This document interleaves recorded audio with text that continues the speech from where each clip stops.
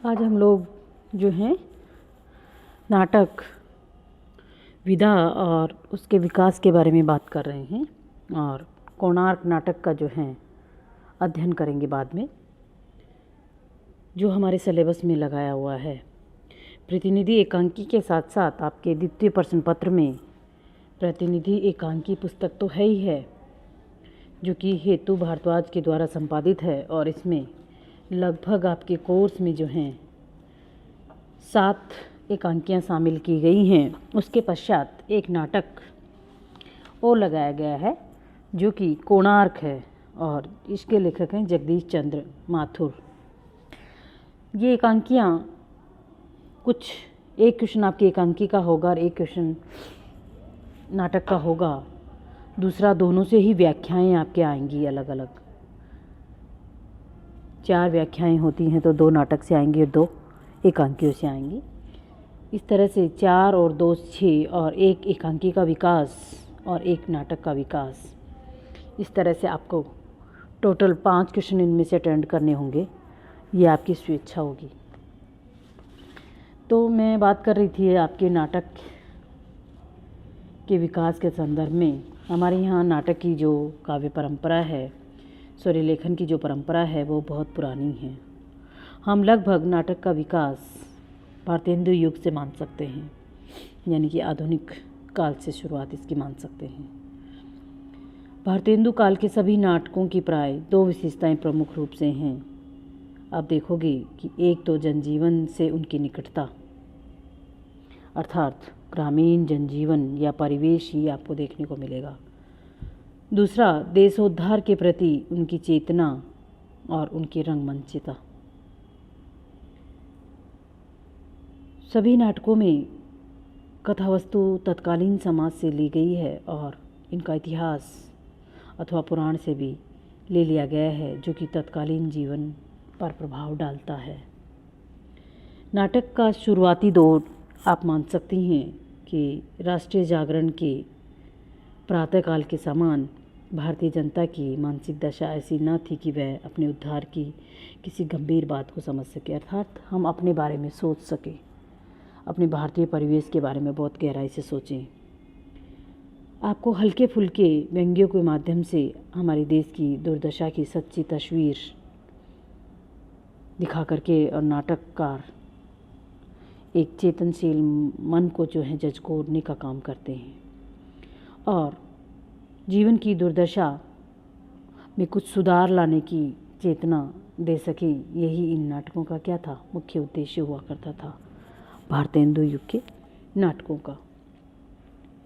यद्यपि संस्कृत नाटकों से ही हमने यहाँ नाटक लेखन की शुरुआत मानी है, उनका अनुवाद करके और कुछ उनके तत्वों को उठाते हुए। हमने संस्कृत नाटकों की कला को ज्यों का त्यों ग्रहण नहीं किया है, बल्कि भारतेंदु व उनके समकालीन नाटकारों ने संस्कृत की नाट्य कला से प्रभाव ग्रहण करते हुए भी हिंदी की स्वतंत्र नाट्य कला को जन्म दिया था, जिसमें कुछ तत्व संस्कृत नाट्य के भी ग्रहण किए और कुछ बंगला नाटकों से उन्होंने तथा कुछ पाश्चात्य नाटकों से कुछ तत्वों को ग्रहण किया। इसलिए हमारी जो नाट्य कला है वो अपने आप में एक समृद्ध और विकसित और प्रौढ़ किस्म की मानी जा सकती है।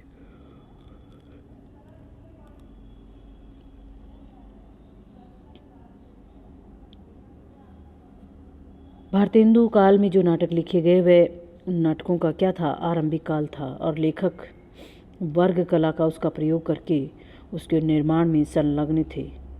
तो नाटक रचना और उनके द्वारा राष्ट्रीय जागरण और सुधार की नवीन चेतना का जीवन में संचार करना उनका प्रमुख उद्देश्य हुआ करता था। इसलिए उस समय के नाटकों पर आपको साहित्यिक, राजनीतिक, सांस्कृतिक चेतना का प्रभाव दिखाई देगा, जो कि हिंदी गद्य की एक अमर विधा मानी जा सकती है। तत्कालीन नाटकों में हिंदी नाट्यकला और संस्कृति व साहित्य धारा आधारशिला थी, जिस पर कि नाटक का विकास हो रहा था और ये सब देन जो है भारतेंदु युग के नाटककारों के युग की देन हम लोग मान सकते हैं। भारतेंदु काल के बाद दूसरा नाटक के विकास में चरण आता है, वो है दूसरा जो है हम प्रसाद के आगमन से मान सकते हैं। भारतेंदु और प्रसाद काल के बीच के समय में जो छुटपुट रूप से नाटक की रचना होती रही, किंतु नाटककार प्रतिभा संपन्न के अभाव में जन्म लेने से जो है बीच में थोड़ा सा एक संधि काल उनका हम मान सकते हैं, और वो है इसीलिए 1900 से 1914 तक ये ठहराव रहा है बीच में। और प्रसाद का पहला नाटक सज्जन जो कि 1910 और 11 में आता है, किंतु वह विकास चरण की दृष्टि से सूत्रपात करने में क्या है समर्थ नहीं हुआ। इसलिए इस ठहराव काल में कुछ नाटक नहीं लिखे गए, ऐसी बात नहीं है। नाटक तो अनेक लिखे गए, परंतु उनमें कोई ऐसा नाटक नहीं लिखा गया जो कि नाटक साहित्य के विकास को दूसरे चरण तक उसका मील स्तंभ बन सके। इस काल में प्राय दो प्रकार के नाटकों की रचनाएं देखने को मिलती हैं। पहला है फारसी कंपनियों के रंगमंच के लिए नाटक, और दूसरा है सामाजिक, धार्मिक और राजनीतिक विषयों पर व्यंग्यात्मक प्रहसन, जो कि प्रसाद युग के साहित्य युग में लिखे जा रहे थे।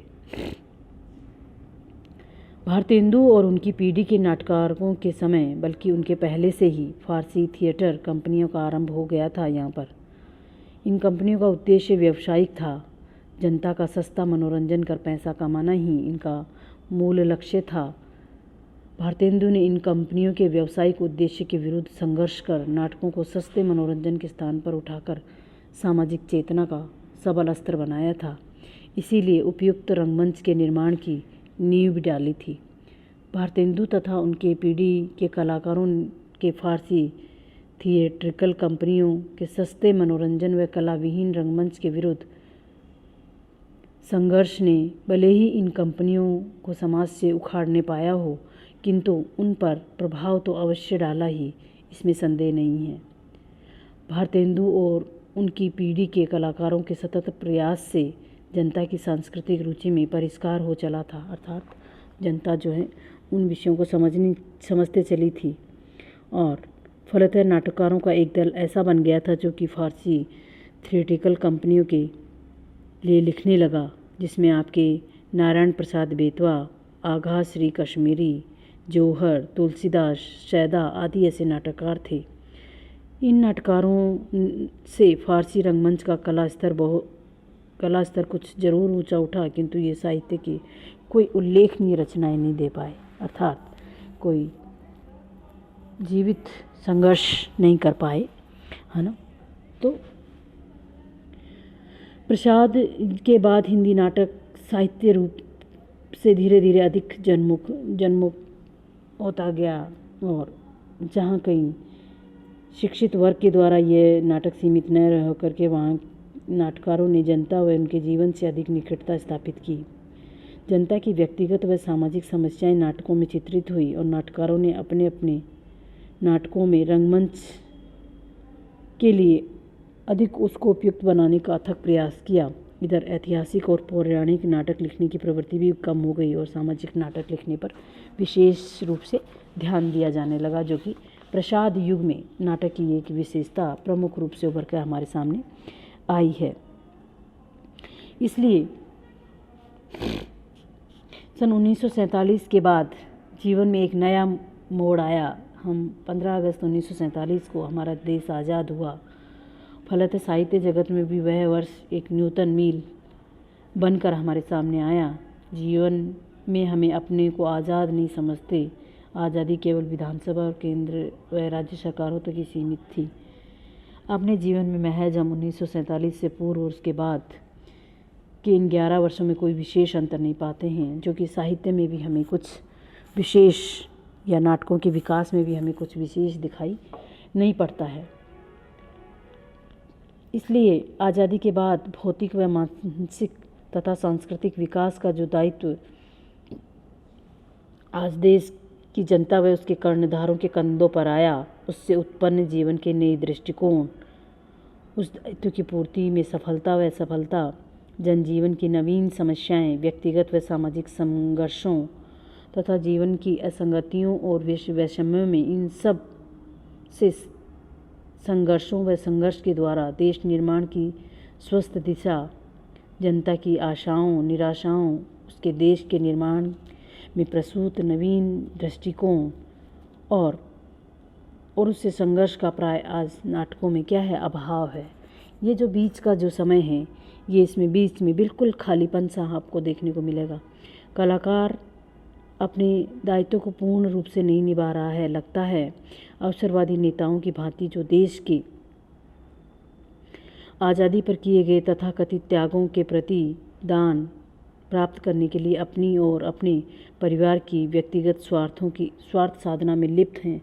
आज का कलाकार भी अपनी इस अवसरवादिता या स्वार्थ साधना में लिप्त होकर आज़ादी से पूर्व की और अपने अभावग्रस्त स्थिति को सुधारने में ही अपना दायित्व देखता है। तब लगता है कि घर में दिया जलाकर तब बाहर दिया जलाया जाता है, उसका सिद्धांत बन गया। किसका? नाटक का।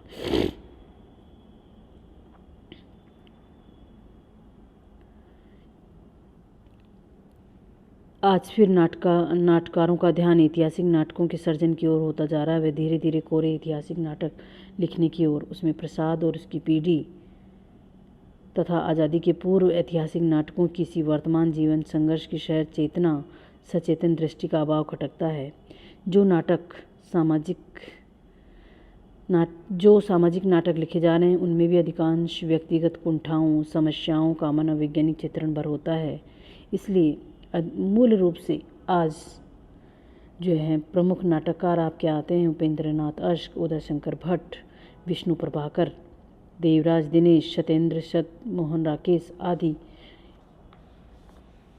युग के कुछ नाटकों में अवश्य इस युग की नवीन संघर्षशील व मानव निर्माणशील चेतना का दर्शन हम लोगों को होता है। अर्थात आधुनिक काल के नाटकों में आपको फिर भी नए विषय मिल, नाटक का विकास पूर्ण रूप से होता हुआ दिखाई देता है। इस तरह से ये मूल सारांश था नाटक के विकास का। अब हम लोग देखेंगे कि नाटककार शरद चंद्र के जीवन और उसकी रचनाओं का परिचय, जो कि हमारे कोर्स में मूल रूप से इनका नाटक दिया हुआ है।